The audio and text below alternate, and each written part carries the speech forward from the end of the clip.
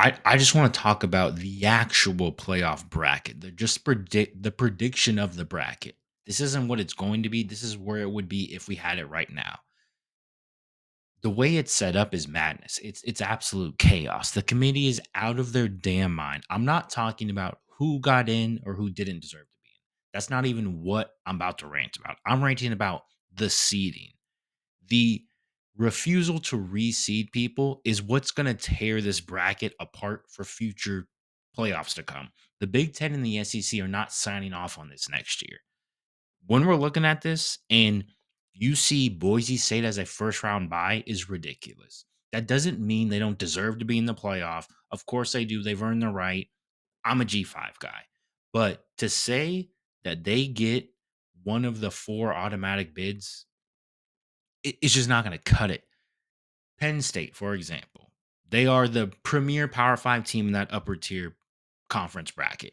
Penn State draws Arizona State first round. I live where it's cold. It's just cold as fuck outside just to be outside.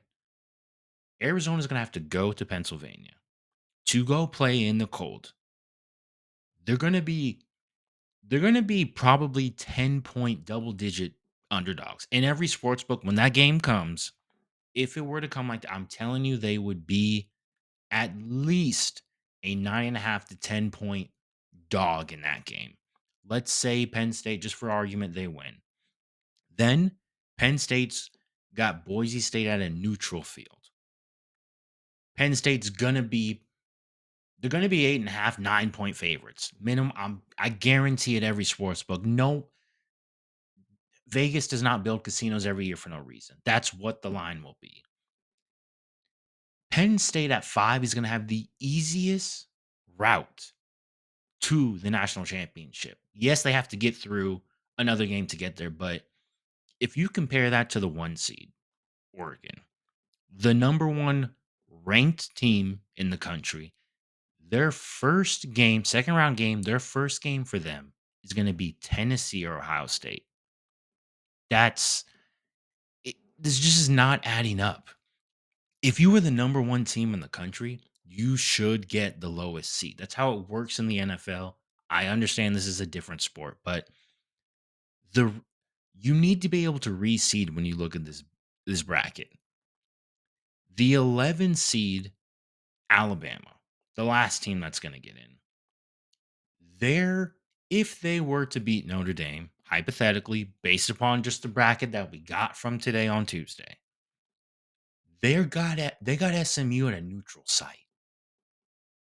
That's with all due respect to the Mustangs. That's a good matchup for Alabama. Okay.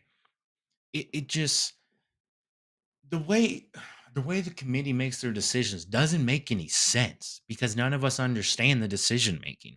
We hear most deserving. They're not telling us what the word deserve means. It's just it's frustrating to look at because none of us know the reasoning behind any of to where they place teams.